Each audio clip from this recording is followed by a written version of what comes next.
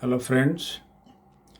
लद्दाख में पिछले दिनों जो हिंसा हुई और उसके बाद सोनम वांगचुक को एनएसए राष्ट्रीय सुरक्षा कानून के अंतर्गत जो गिरफ्तार किया गया, उन्हें इस हिंसा के लिए जिम्मेदार ठहराया गया और सरकार ने अपनी ट्रोल आर्मी और गोदी मीडिया को उनके पीछे लगाकर उनका चरित्र हनन और पाकिस्तान और चाइना का एक एजेंट साबित करने की जो कोशिश हुई, उसके बारे में मैं अपनी बात रखना चाहता हूँ। मैं लद्दाख में लगभग हर वर्ष साइकिल चलाने जाता हूँ और लगभग 2000 किलोमीटर लद्दाख में मैं 3 बार साइकिल चला चुका हूँ।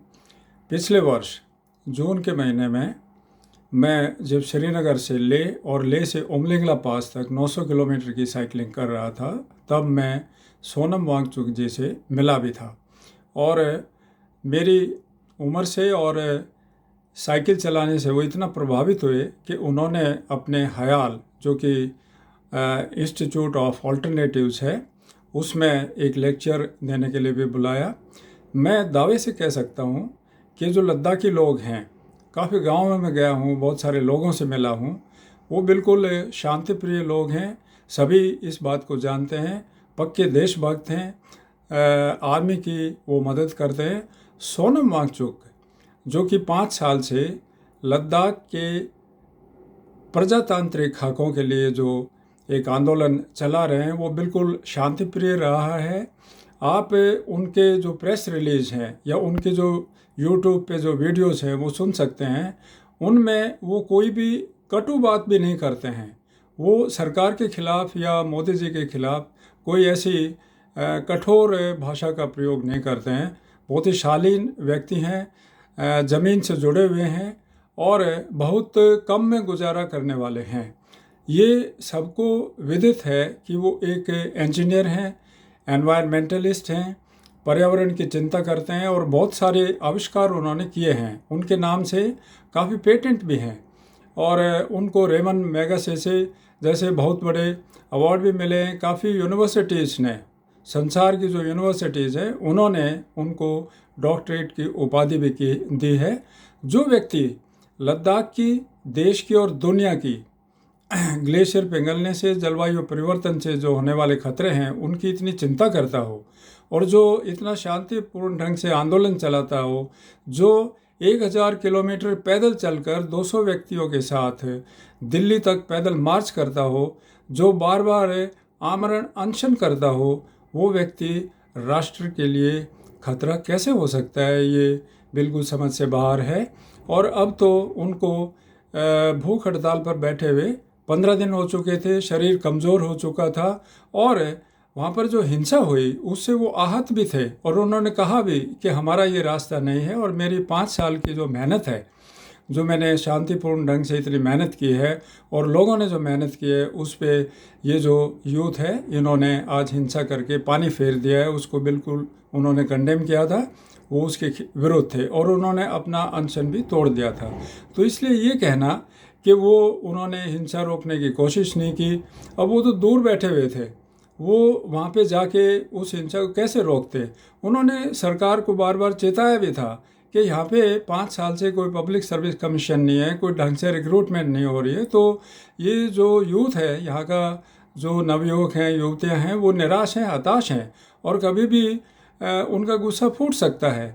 तो मान लीजिए उन्होंने वो हिंसा पे उतर आए या किसी भी वजह से उनको उकसाया गया, तो इसकी एक जुडिशियल जांच होनी चाहिए।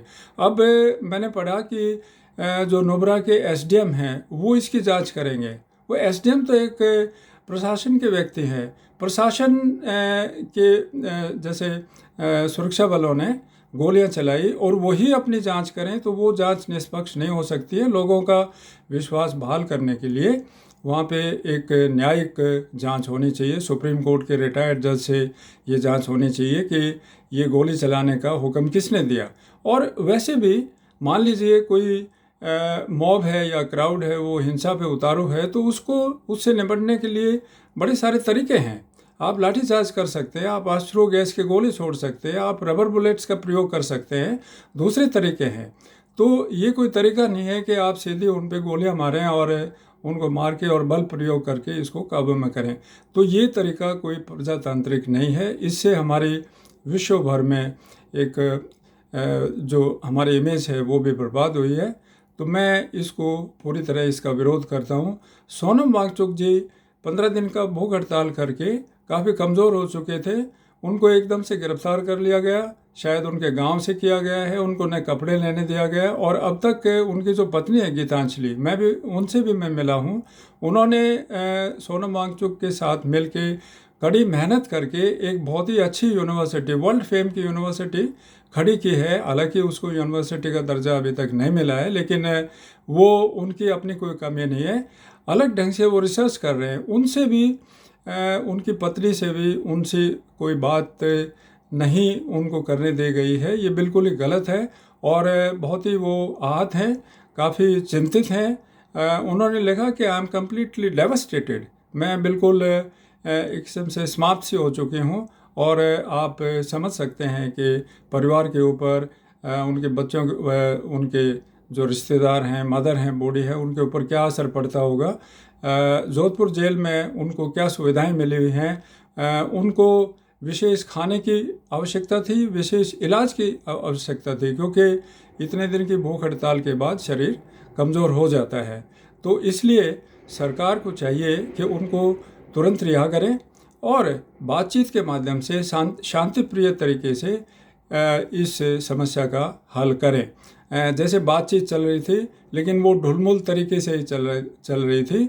पिछले साल जब उन्होंने एक लंबी पद यात्रा की और फिर यहाँ पे 15-16 दिन का एक भूख हड़ताल की यहाँ पे लद्दाख भवन के अंदर, मैं भी 1-2 दिन उनके साथ पद यात्रा में चला था। तो मैं उनको देख रहा था कि ये इतने महान व्यक्ति हैं, और मैं ये दावे के साथ कह सकता हूँ कि ऐसे व्यक्ति बहुत कम जन्म लेते हैं। वो हमारा गौरव हैं और हमें उनके ऊपर गर्व होना चाहिए, क्योंकि देश विदेश में वो ख्याति प्राप्त हैं। अब देखिए, जो वो बात करते हैं कि ये जो ग्लेशियर हैं ये तेज़ी से पिघल रहे हैं, तो वो तो पूरी मानवता की बात कर रहे हैं। हिमालय के जो ग्लेशियर्स हैं उनके ऊपर 1/4 जो जनसंख्या है भारत की या पाकिस्तान की, ये सब उसके ऊपर निर्भर करती है। अगर ग्लेशियर पिघल गए या जलवायु परिवर्तन हो रहा है जिस कदर से, अब देखिए आपने ये देखा होगा कि उत्तराखंड में, हिमाचल प्रदेश में और नॉर्दर्न इंडिया में जो हिमालय में जो तबाही हुई पिछले साल, ये कोई प्राकृतिक आपदा नहीं थी, ये तो मैन मेड है।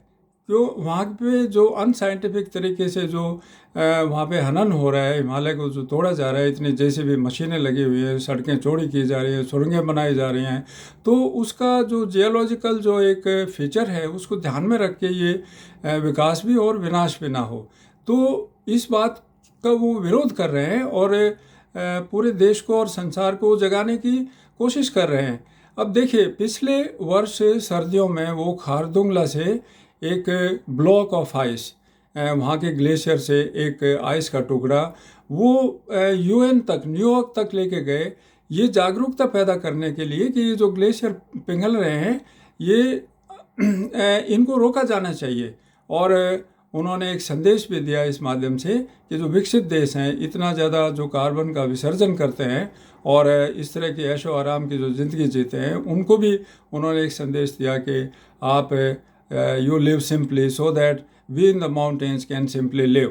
तो कि आप एक साधारण जीवन जिएं और जो कार्बन उत्सर्जन है, जलवायु परिवर्तन है, वो कम करें और एक साधारण जीवन से आप कम ऊर्जा का इस्तेमाल करके तब हम अगली पीढ़ियों को कुछ दे सकते हैं। अब देखिए, वहाँ पे जो लद्दाख है उसका जो पारिस्थितिकी है, जो इकोलॉजी है, वहाँ का जो पर्यावरण है, वो बिल्कुल ही नाजुक है।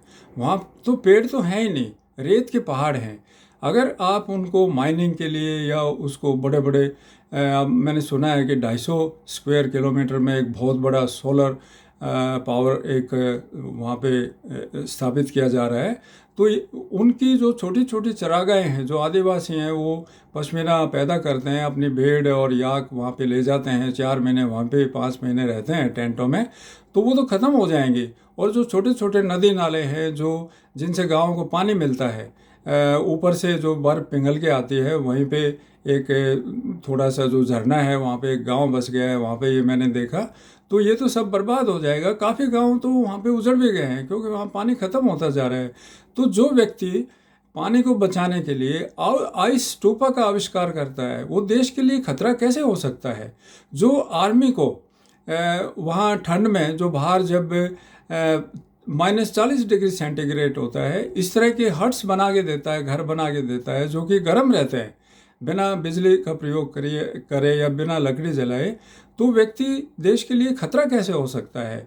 जो व्यक्ति जब कोरोना के दौरान उनके स्कूल में मैंने पढ़ा कि वो इंटरनेट नहीं आ रहा था, क्योंकि वो स्कूल एक पहाड़ की ओट में है, खालसे गांव है वहाँ पे है वो, तो उन्होंने लेज़र के माध्यम से वहाँ पे चढ़ के ऊपर और इस तरह का संयंत्र लगाया कि उसको जो टावर था दूर था वो उससे कैप्चर किया सिग्नल को और लेज़र के माध्यम से अपने स्कूल में ले गए।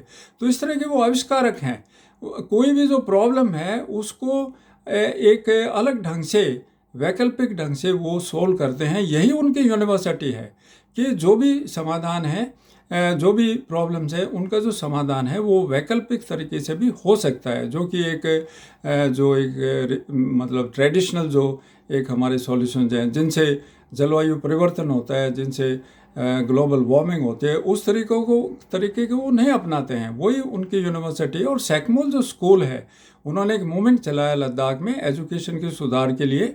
वो जब उन्होंने काम शुरू किया, जब उनकी 20-22 साल की उम्र थी, इंजीनियरिंग करके आए, उन्होंने देखा बहुत पैसा भी कमा सकते थे, लेकिन उन्होंने देखा कि यहाँ तो 80-90% बच्चे स्कूल में फेल हो जाते हैं।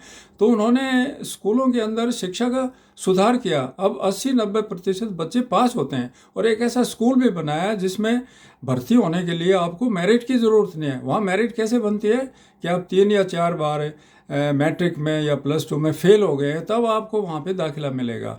और उन बच्चों को वो जो साइंस पढ़ाते हैं या इकोनॉमिक्स पढ़ाते हैं या बिजनेस पढ़ाते हैं या कोई ह्यूमैनिटीज़ पढ़ाते हैं, वो एक्टिविटीज़ के माध्यम से पढ़ाते हैं। वो सब्जियां उगवा के या कोई भी अपना जो किचन में काम करके जो एक्टिविटीज़ हैं उनके माध्यम से वहाँ शिक्षा दी जाती है। तो उनका जो आइडिया है वो तो दूर दूर तक लोग ले जाते हैं वहाँ पे कि हम भी ऐसा स्कूल बनाएंगे। और उन्होंने जो घर बनाए, वो जो ज्ञान है, ये आइस स्टूपा जो बनाए हैं, वो तो स्विट्ज़रलैंड या दूसरे साउथ कोरिया वगैरह या दूसरे जो कंट्रीज़ हैं वो उनका ज्ञान खरीद रहे हैं और उनको पैसा दे रहे हैं। तो उनको डराने धमकाने के लिए आप CBI या IT का, इनकम टैक्स बॉडी का जो एक प्रयोग करके उनकी आवाज़ को दबाना ठीक नहीं है। वो देशभक्त व्यक्ति हैं, देश के लिए काम कर रहे हैं, संसार की चिंता करते हैं।